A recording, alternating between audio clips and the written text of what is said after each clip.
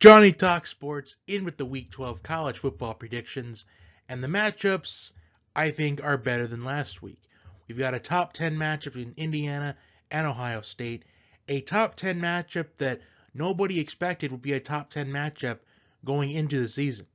We also have Bedlam this week in Oklahoma State and Oklahoma, and we have Coastal Carolina and Liberty, two teams that we would have never suspected being undefeated at this point, not only in the 2020 college football season, but in any college football season in general.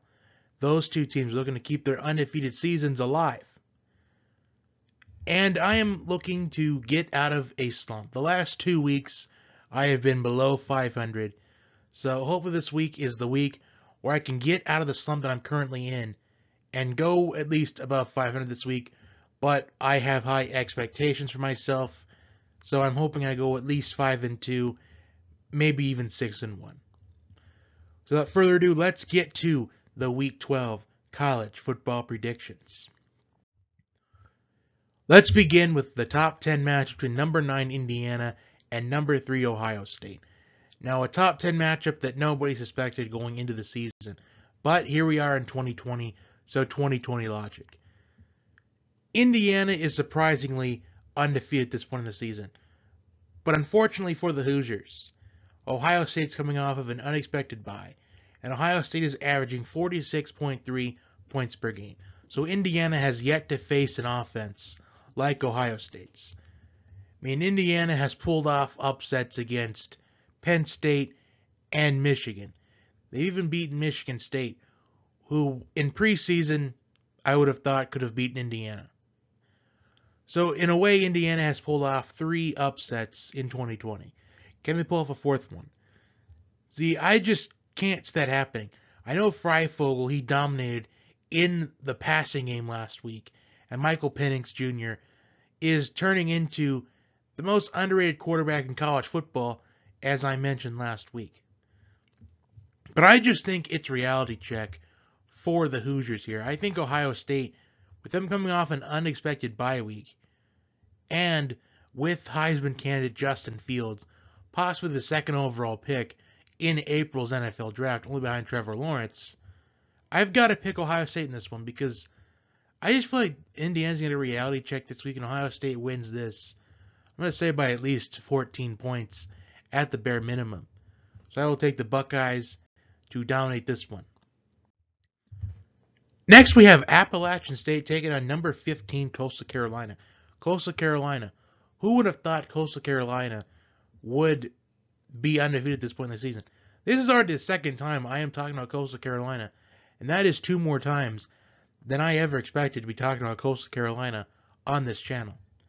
And Appalachian State? Well, Appalachian State is very famous and well known for pulling off massive upsets in college football. In fact, Appalachian State is responsible for what can arguably be the biggest upset in college football history as they upset Michigan when they're number 5 back in 2007. But unfortunately, I just can't pick against Coastal Carolina right now. I mean, the toughest opponent Appalachian State has faced so far this season is Marshall, and they only were able to put up 7 points on the board. So their defense, I felt like, did their job that game against Marshall, but their offense didn't. And if anybody could pull off an upset against Coastal Carolina, it is Appalachian State. But I just can't do it. I've got to pick Coastal Carolina to keep their undefeated season alive. And plus, it's fun to see these under-the-radar teams in college football stay undefeated. I feel like that adds into the chaos and the parity to college football. So let's go Coastal Carolina. Next, we have number 7 Cincinnati taking on UCF. Now, UCF is leading the nation in passing offense, led by quarterback Dylan Gabriel. He is 2nd in the FBS in passing yards. Now, let's just think of the offenses that Cincinnati has faced this season and completely dominated against defensively. Luke Fickell, he's got a good defense going in Cincinnati, one of the best in college football, if not the best overall. But do I think Cincinnati could beat like Alabama or even Georgia, Florida, or even Ohio State. No. But it's one of the best defenses in college football, though. If we were to see Cincinnati in the college football playoff, which is what many fans are really wanting to see, I just think Cincinnati gets embarrassed by an Alabama or Clemson. Cincinnati, I think they have a good chance against Notre Dame, though, but that's probably it. But Cincinnati, they've taken on the SMU offense. They've taken on the Memphis offense. Just some of the offense that they've faced so far this season. And they dominate against Army in the triple option, which is tough for many opposing defenses to adapt to. But they completely eliminated that triple option. And can Cincinnati take down and completely dominate against another offense? A huge key to the game for UCF, the upset, is to put some points on the board and to keep that Cincinnati offense on the sidelines, get that defense exhausted. But unfortunately, the way UCF plays, I just feel like that Cincinnati's defense is never going to get tied in this one, especially if UCF wants to move the football in a no-huddle offense like they have been adapting to for these last handful of years. So I'm going to go with Cincinnati in this one. I just think that with UCF playing a good defense, I think that's going to shut down their offense. I think Cincinnati pulls off another significant win for their season and their resume, even though UCF isn't ranked at this point. To take down the leading passing offense in college football, I think that'd be something. So I'm going to go with the Bearcats to stay unbeaten.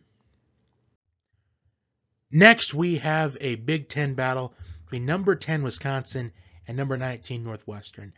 Now, Northwestern, they have got a really great 1-2 punch in their running game with Drake Anderson and Isaiah Bowser. Well, the last time I talked about Northwestern, Isaiah Bowser didn't play against Nebraska with an injury.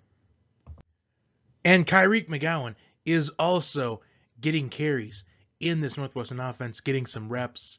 While Wisconsin, despite not playing a game for over 3 weeks, they dominated against Michigan, which is something that you possibly couldn't have expected.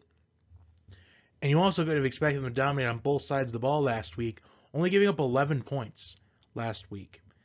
And Wisconsin's defense is only giving up an average of 9 points per game in their first 2 games of the season.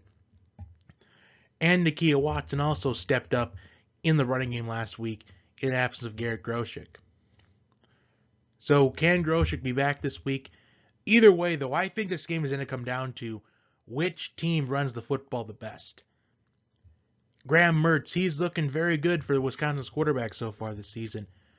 While Northwestern has really gotten a lot better with Peyton Ramsey at quarterback, because just last season, Northwestern had one of, if not the worst offense, not only in the Big Ten, but in the entire FBS. And Northwestern has done a complete 180 ever since last season, and that's just with adding Peyton Ramsey at quarterback. So as far as a quarterback advantage is concerned, I would think Northwestern has the advantage as far as an experienced quarterback is concerned, because Peyton Ramsey does have experience as a starting quarterback, as he was one of the quarterbacks that started last year for Indiana, along with Michael Penix Jr. But I'm going to go with the Badgers in this one. Now, I did say that the game would come down to who runs the football the best. Well, Northwestern, they may have the better depth at running back right now. Wisconsin, though.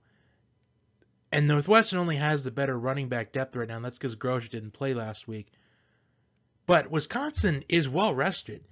I mean, despite not playing 21 days or over that, they looked very well last week, and they were well rested. And Wisconsin, I would say they're still rested because they've only played 2 games, while Northwestern has played 4 games. So they've played 2 additional games. And I think Wisconsin's being well rested in this one. I think will be a huge advantage for them. I think this is going to be a low-scoring game. I think it's going to be about who runs the football the best. And I think it's going to be Wisconsin, because Wisconsin has moved the football the best in their 2 games this season, compared to what I would think of Northwestern moving the football in their 4 games. So I'm going to pick the Badgers in this one. Next, we have a Pac-12 showdown between USC and Utah. Utah, they are finally getting into the mix in college football, playing their first game of the season this week. While USC is 2-0 at this point in the season, but in both of the games, they had to come from behind against Arizona State and Arizona. So with Utah playing their first game of the season, I think they're going to come out very flat. I think USC can take advantage of that. And I fully suspect that USC, with Keaton Slovis at quarterback, a quarterback that I feel like under a season full of normal circumstances could be in the Heisman race at this point in the season. But unfortunately he's not, and it's not his fault. It's the Pac-12 for starting the season so late. But I'm going to go with USC to win this one convincingly. Because at least I've gotten to see what USC football is at this point in the season. And that is a team that knows how to come from behind and make the adjustments to win games. Utah, there's really nothing to know about them at this point. I know Utah they're going to be a well-disciplined team under head coach Kyle Whittingham. But with Utah not playing a game yet, I feel like advantage USC in this one. Because we have nothing to go off of Utah football. But they are coached really well, and I could see Utah win the game, but I just can't pick against the Trojans because of what I've seen so far. So I'm going to go with USC. Next, we have number 21 Liberty taking on NC State. So could this be an upset, possibly? And I'm going to pick Liberty in this game. And Liberty, they almost lost Virginia Tech, although Virginia Tech did beat themselves in that matchup. NC State, they are 1-3 against ranked opponents this season. Their only win against a ranked team this season is against Pittsburgh, and that was a 1-point victory, 30-29.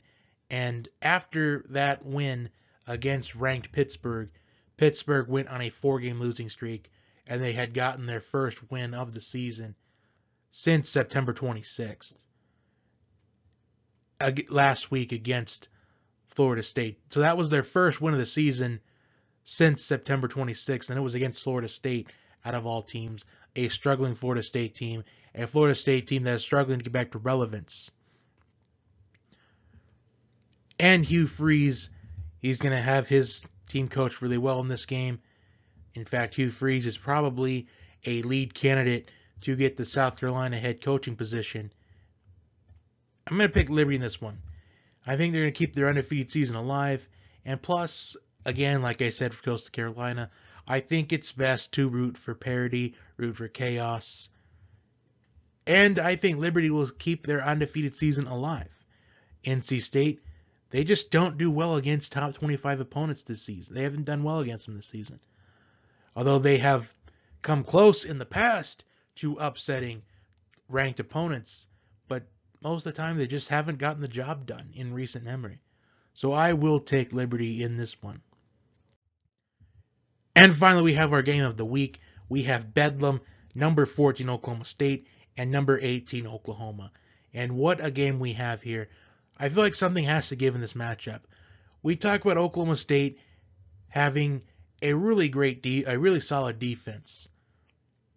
And we talk about their offensive weapons. They've been talked about a lot this season in Spencer Sanders, Tylan Wallace, and Chuba Hubbard. So Oklahoma State, good defense and some weapons on offense. Well, for Oklahoma, they started their season off kind of slow. They got a win against Missouri State, which was good reps for Spencer Sanders. But once we got into Spencer Sanders taking on high-quality FBS competition, lost to Kansas State and Iowa State in back-to-back weeks. So the way I see this, Oklahoma, they may have gone on a 2-game losing streak at some point this season. Spencer Rattler may be a freshman and going through some freshman slumps at points. He may have had those freshman moments in those 2 losses. But Oklahoma has gotten much better. They're starting to pull off wins. Then they respond with a win against Texas in the Red River Showdown. Well, Oklahoma State, they survived against Iowa State. They lose to Texas in a game where they probably should have won. And if they would have won that game, they would still be in college football playoff discussion. But unfortunately, they are not at this point in time. And not to mention that they survived 20-18 against Kansas State the last time that they played. So I'm going to pick Oklahoma in this game. I know that you would probably think to maybe pick the more experienced team in Oklahoma State. But Oklahoma, I think that I feel like they can be coached better if Lincoln Riley can make second half adjustments in a game, especially when going up big. I'm gonna pick the Sooners in this one. I just think that Oklahoma State, they just don't have the best history when it comes to trying to take down Oklahoma in this rivalry matchup. So I will take the Sooners, and it will ultimately end the Big 12's chances of getting to the college football playoff, as now every Big 12 team at that point will have multiple losses. So it would ultimately eliminate their chances. And Oklahoma, they have been improving in these last couple of games. I mean, even though they're not really the strongest opponents, any win you can get, it's confidence when you have a freshman quarterback in Spencer Rattler. And I think Oklahoma, they win this one. So those are my Week 12 college football predictions. Like, share, and subscribe, and I will talk to you next time.